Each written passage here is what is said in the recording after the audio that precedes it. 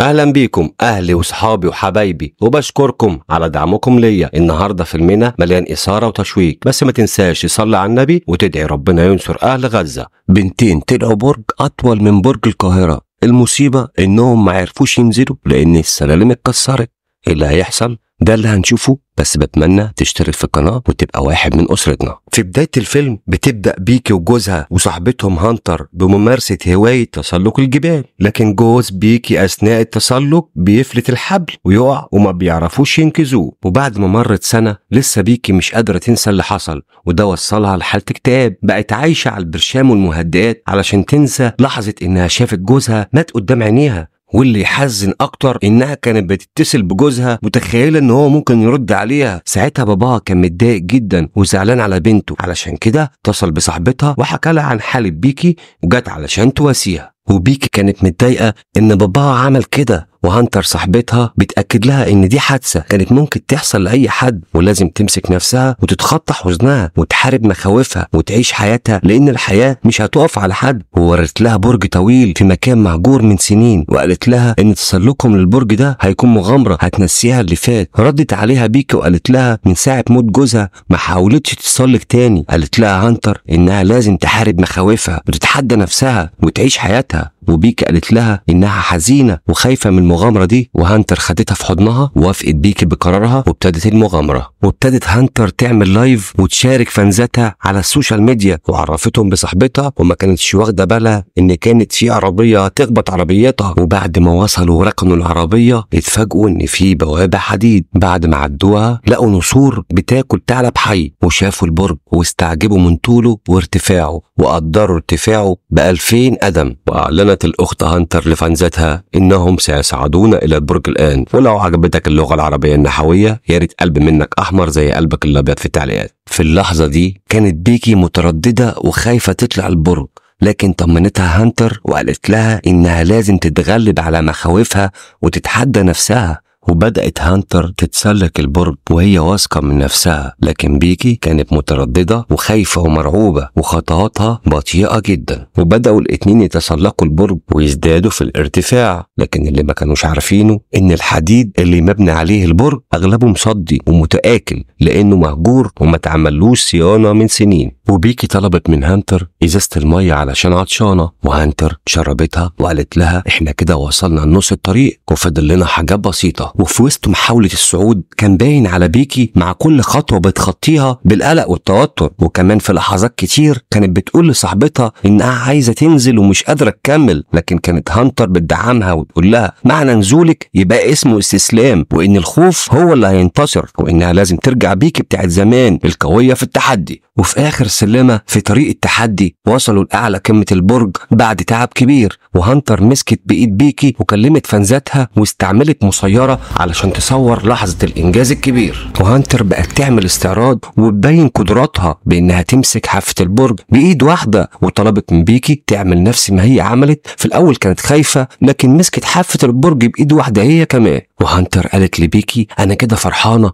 إنك عملتي إنجاز كبير، وكل ما يجيلك لحظة تحسي فيها بالضعف يكفيكي بس تشوفي الفيديو ده علشان تتأكدي إنك ممكن تتغلبي على أي صعوبة في الحياة. وقالت لها كمان إن جوزك كان هيبقى مفتخر بيكي لو كان معانا دلوقتي. ردت بيكي وقالت لها أشكرك لوجودك في حياتي. وفي اللحظة دي افتكرت جوزها المتوفي وبقت تكلمه وتقول له إنه وحشها جدا وإنها عمرها ما هتنسى أي لحظة جميلة كانوا فيها مع بعض. لكن الغريب إن صاحبتها كانت متأثرة جدا وبتعيط. استغربت بيكي من تأثر صاحبتها هانتر، خصوصا إن علاقتها بيه كانت سطحية. وركز قوي حضرتك في كلمة سطحية علشان هنرجع لها بعدين. وبدأوا يظبطوا عدتهم ويلموا حاجاتهم في طريقهم للنزول. وخدت هانتر بإيد بيكي وبدأت تنزل على السلالم، وقالت لها هانتر ما تخافيش، وأكدت ليها إنها مربوطة كويس. وأثناء نزولها بدأت تحس إن السلالم تهتز جدا بين إيديها ومبقتش عارفة تطلع تاني، ومن توترها نزلت رجليها. وفجأة مسامير السلم اتكسرت والسلم وقع وبقى برج من غير سلالم، والحبل اللي مربوط سحب هانتر وكانت هتقع هي كمان. وهانتر مسكت نفسها وسحبت بيكي بكل قوتها في منظر صعب وكان تحدي للبقاء بين الحياة والموت. وفضلت هانتر تسحب بيكي لغاية ما طلعتها بصعوبة جدا. وبعد ما طلعت بيكي قعدوا الاتنين يضحكوا وما كانوش واخدين بالهم بالمصيبة الكبيرة إن البرج بقى من غير سلالم.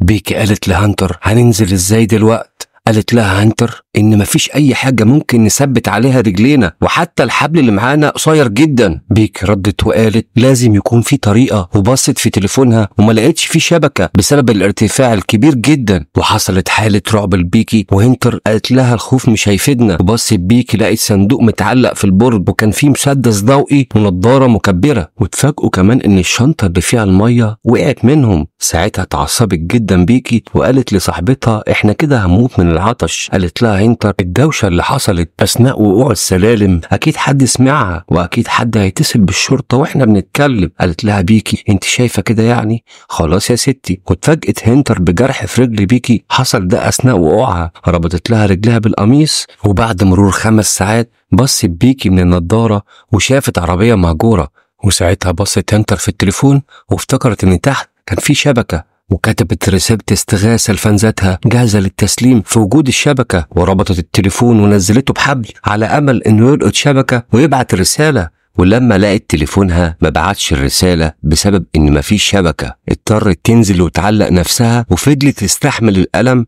على أمل إنه يلقط شبكة. لكن للأسف ما نجحتش فكرتهم، وفكروا فكرة جديدة إنهم يستعملوا الحذاء الخاص بهنتر ويدخلوا فيه التليفون ويحطوا عليه ملابس كحماية للصدمة لما يحدفوه. لكن برضه للأسف التليفون اتكسر وما نجحتش فكرتهم. وفجأة شافوا بالنضارة إن في شخص تحت البرج ماشي، هو والكلب بتاعه. قعدوا يزعقوا ويهيصوا ورموا فردة الكوتش التانية، والكلب حس بالصوت وصاحبه ما خدش باله. ولمحت هنتر بالنضارة عربية فيها 2 شباب، وفرحوا جدا واستخدموا مسدس الإشارة علشان يلفتوا انتباههم. وفعلا خدوا بالهم من الشباب وراحوا مكان إضاءة المسدس، لكن اكتشف إنهم حرامية عربيات سرقوا عربيتهم وسابوهم مستغلين إنهم مش هيعرفوا يدافعوا عن نفسهم، وفقدوا كمان الأمل.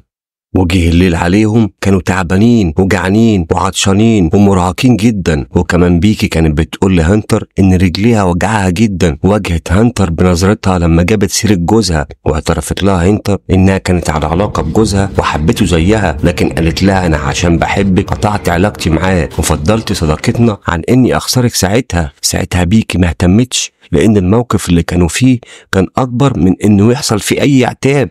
وهنتر نامت على نفسها وكانت هتقع من فوق البرج، لكن لحقتها في اللحظة الأخيرة بيكي من الوقوع. وطلع النهار وبيكي قالت لها فاضل لنا قد ايه علشان نموت من العطش. ردت عليها هانتر وقالت لها اكتر حاجة مضايقاني ان الشنطة اللي فيها الطيارة المسيرة وازازة المية على بعد خطوات مننا ومش عارفين نجيبها. ساعتها هانتر نزلت بالحبل وحاولت تجيب الشنطة وتطلع بيها، وبعد محاولات قدرت تربط الشنطة في الحبل وقفزت على الشنطة ومسكت فيها، لكن وهي طالعة ايديها فلتت. وحست بيكي ان هانتر خلاص وقعت، بس اتفاجئت ان هانتر وقعت على الشنطة وايديها متضررة جدا، وبتقول لها اسحبي الحبل علشان انا مش هعرف اطلع من نفسي. وسحبتها وكتبت رسالة على ورقة بقلم الكحل علشان يبعتوها بالطيارة لأقرب حد عشان ينقذهم. وفعلا طيروا الطيارة، لكن المشكلة ان طاقة البطارية ضعيفة ومش هتعرف توصل الرسالة. وكان معاهم شاحن الطيارة لكن محتاجين الطاقة اللي تشحنها. وفكروا ان في اعلى قمة في البرج في لمبة منورة. طلعت بيكي علشان تحاول توصل الشاحن في مكان وجود اللمبة، واثناء محاولتها لشحن البطارية اتفاجئت بوجود نسور كتير بتحاول تهجم على الجرح اللي في رجليها. استحملت لغاية ما شحنت البطارية وطيروا الطيارة مستهدفين اقرب مكان في حد ينقذهم، لكن اثناء طيران الطيارة خبطت في عربية واتحطمت. وهم في قمة اليأس طلبت بيكي من هانتر جزمتها علشان يحطوا فيها التليفون،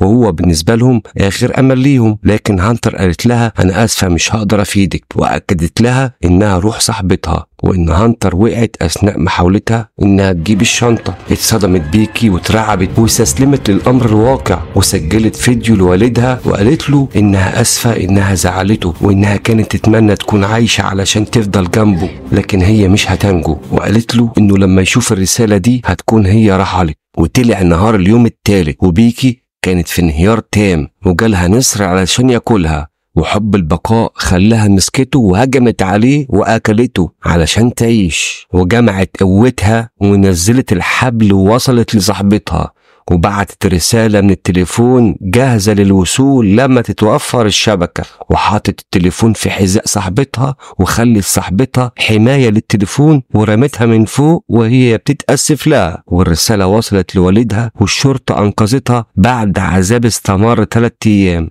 شافوا فيهم العذاب بجميع أشكاله وصوره. وبكده فيلمنا خلص، لكن أفلامنا لسه ما خلصتش. كل اللي بتمناه إنك تكون استمتعت معانا بفيلم يستحق المشاهدة، وإن الإعجاب أو الاشتراك تقدير منك على تعبي ومجهودي. بشكركم. كان معاكم هاني فؤاد.